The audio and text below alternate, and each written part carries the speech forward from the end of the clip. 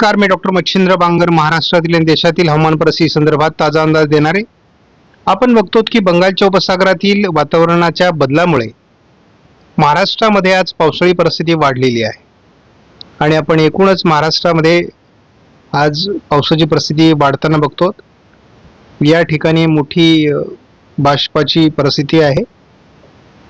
अरबी समुद्रातही मोठ्या प्रमाणात बाष्प आहे. त्यामुळे पुढील 2-3 दिवसामध्ये काय हवामानात बदल होणार आहे हे आपण बघणार आहोत. आपण जर महाराष्ट्राची स्थिती 27 तारखेपर्यंत बघितली तर आता वातावरण बदलू लागलं आहे. सर्वात जास्त पावसाची तूट ही या येलो कलरमध्ये असलेल्या जिल्ह्यांमध्ये म्हणजेच भंडारा, गोंदिया आणि गडचिरोलीमध्ये आहे. इथे हिंगोलीमध्ये आहे, जालन्यामध्ये आहे, अहिल्यानगरमध्ये आहे, ठाणे, रायगड, रत्नागिरी, सातारा आणि कोल्हापूर या जिल्ह्यांमध्ये आहे. तर इकडे धुळे, नंदुरबारमध्ये आहे. हे जिल्हे सर्वात कमी पावसाचे आहेत. जवळपास इथे 70% जास्त घट आहे. मात्र इतर जे जिल्हे आहेत इथली घट कमी कमी होत चाललेली आहे आणि लवकरच हे जिल्हे 30 जूनपर्यंत खूपच चांगल्या परिस्थितीत येऊ शकतात, कारण पुढे पावसाची परिस्थिती निर्माण होते. त्यामुळे आपल्याला एक आशादायी वातावरण आता निर्माण झालेलं आहे. आपण जर बघितलं तर दोन्ही पण शाखा म्हणजे पूर्व शाखा आणि पश्चिम शाखा मान्सूनची पूर्णपणे ठप्प आहे. आजही कुठली प्रगती होऊ शकली नाही. गेले 3 दिवस आपण दोन्ही शाखा ठप्प असल्याचं बघितलं. 22-23 तारखेला थोडी प्रगती झाली, त्यानंतर पुन्हा एकदा मान्सूनची प्रगती थांबली आहे आणि याचं मुख्य कारण आहे की दोन्ही शाखांना आवश्यक असलेला पाऊस होत नाहीये. केवळ मध्य भारतावर बंगालच्या उपसागरातून येणाऱ्या सिस्टममुळे थोडा पाऊस होतोय. या पलीकडे वातावरण नाही, परंतु या वातावरणात बदल कधी होणार आहे हे आपण बघणार आहोत.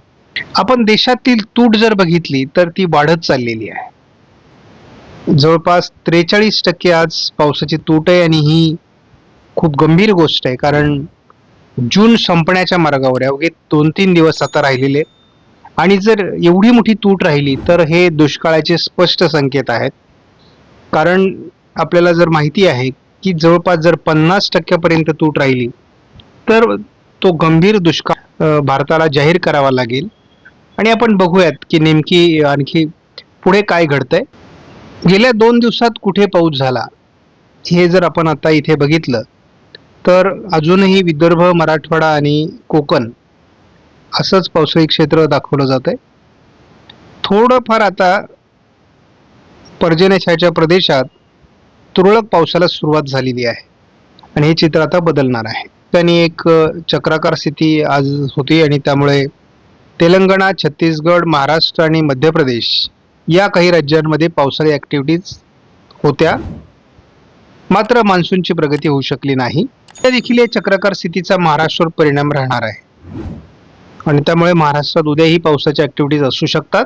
उद्या 28 तारखेला महाराष्ट्राच्या खास करून मराठवाडा, दक्षिण पश्चिम महाराष्ट्र, उत्तर महाराष्ट्रात देखील पावसाची शक्यता JFS मॉडेलने व्यक्त केली आहे आणि कोकणात देखील पावसाची शक्यता व्यक्त केली आहे. एक स्थानिक अशा प्रकारची चक्राकार स्थिती असल्यामुळे महाराष्ट्रामध्ये या ठिकाणी स्पष्टपणे पावसाच्या प्रमाणात 29 तारखेला वाढ होणं अपेक्षित आहे आणि आपण बघतो 30 तारखेला देखील मोठ्या प्रमाणात महाराष्ट्रासहित छत्तीसगड किंवा दक्षिणी राज्यांमध्ये देखील आणि कोकणामध्ये देखील पावसाच्या ऍक्टिव्हिटीज वाढण्याचे संकेत देण्यात आले आहेत. ECMWF मॉडेलचा अंदाज आपण जर बघितला तर कोकणामध्ये उद्या दक्षिणेकडून पावसाळी प्रमाण वाढण्याची शक्यता व्यक्त करण्यात आलेली आहे. थोडं पश्चिम महाराष्ट्रातही पाऊस वाढेल. आज देखील आपल्याला सोलापूर जिल्ह्यामध्ये पाऊस होता. उद्या कोल्हापूर, सांगली, सोलापूर, लातूर, धाराशिव या जिल्ह्यांसहित बीड, अहिल्यानगरचा पूर्व भाग आणि छत्रपती संभाजीनगर, जालना, अगदी उत्तर महाराष्ट्राचा हा भाग आणि आपण बघतो नागपूर, गडचिरोली, चंद्रपूर या सर्व भागामध्ये पावसाची शक्यता आहे. पण त्यामुळे उद्या महाराष्ट्रात बऱ्यापैकी पावसाळी वातावरण राहील, कारण एक स्थानिक चक्राकार स्थितीचं वातावरण आहे. 29 तारखेला देखील महाराष्ट्रामध्ये SMWF मॉडेलने अतिशय उत्तम पावसाळी परिस्थिती दाखवलेली आहे. कोकणामध्ये अतिवृष्टीच्या दिशेने वाटचाल होते आहे.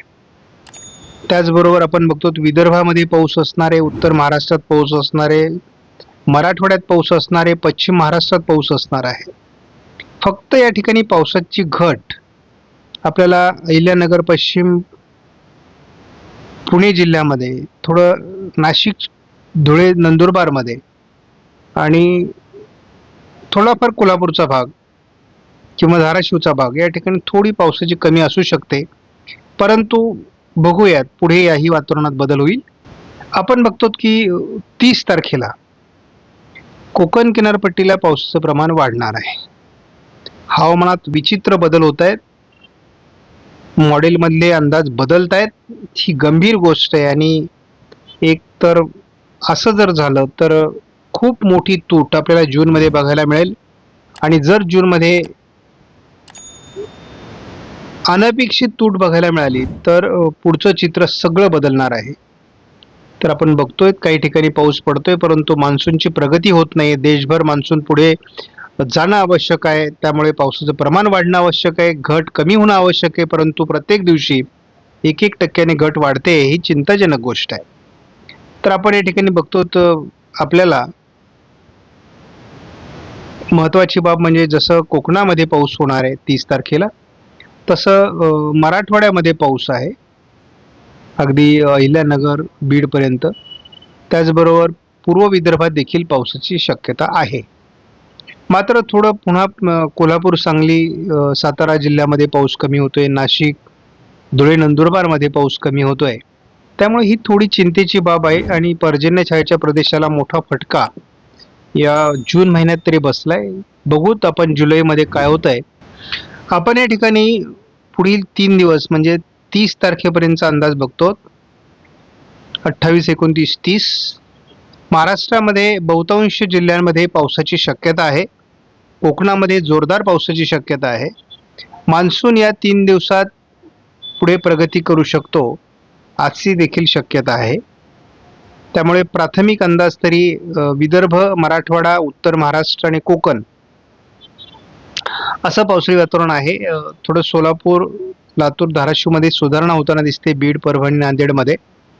मात्र नाशिक, अहिल्यानगर पश्चिम, पुणे आणि सातारा, कोल्हापूर, सांगली भाग या वर्षी थोडा चिंतेचा विषय जाणवतोय.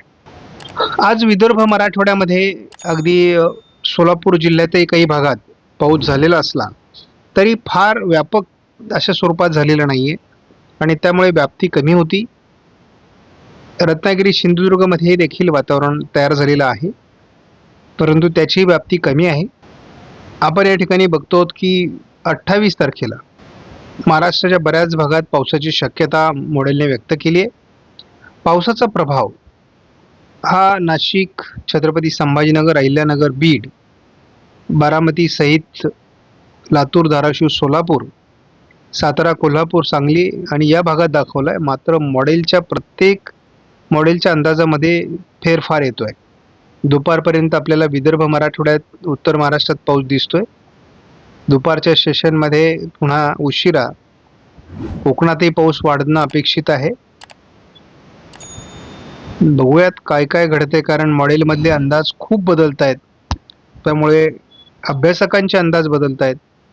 29 तारखेला देखील कोकणासहित उत्तर महाराष्ट्र, मध्य महाराष्ट्र आणि इतरत्रही हलक्या पावसाची शक्यता आहे स्थानिक स्वरूपाच्या. त्यामुळे 29 तारखेला देखील महाराष्ट्रात बऱ्यापैकी पाऊस होईल. 30 तारखेला देखील महाराष्ट्रात पावसात सुधारणा होणं अपेक्षित आहे. सर्वदूर पावसाची शक्यता व्यक्त करण्यात आलेली आहे.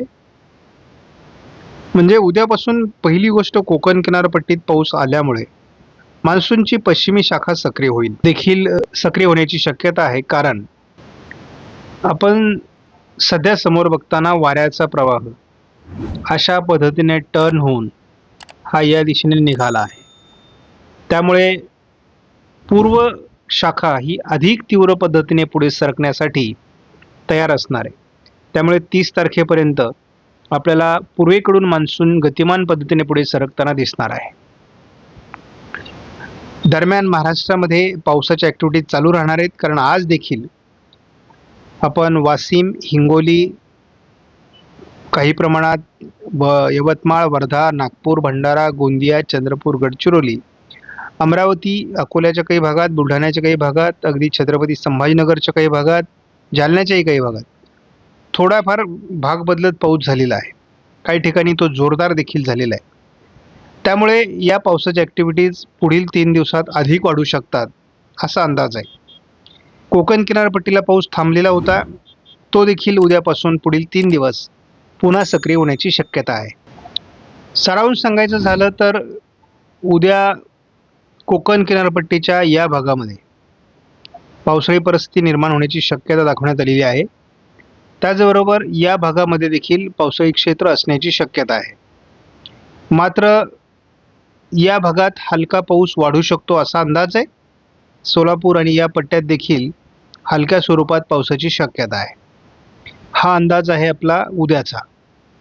मात्र यामध्ये पुन्हा आपल्याला एक सुधारणा दिसते, ती संपूर्ण कोकणामध्ये पावसाळी परिस्थिती 29 तारखेपासून वाढायला सुरुवात होईल आणि मग या सर्व पट्ट्यामध्ये देखील पावसाळी परिस्थिती असण्याची शक्यता आहे. पुन्हा आपण 30 तारखेला जर बघितलं तर 30 तारखेला महाराष्ट्राच्या बहुतांश भागामध्ये पावसाळी परिस्थिती वाढण्याची शक्यता आहे. त्यामुळे सर्वदूर महाराष्ट्रामध्ये पाऊस असेल, परंतु कोकणाच्या भागामध्ये पाऊस जास्त असेल. उर्वरित महाराष्ट्रामध्ये जसं आपण या ठिकाणी विदर्भाकडे जाऊ तसं आपल्याला पावसाचं प्रमाण थोडं कमी होताना दिसेल. मात्र त्याच दरम्यान पूर्वशाखा सक्रिय होत असल्यामुळे भविष्यात विदर्भातील पावसाच्या ॲक्टिव्हिटीज वाढू शकतात असा प्राथमिक अंदाज आहे.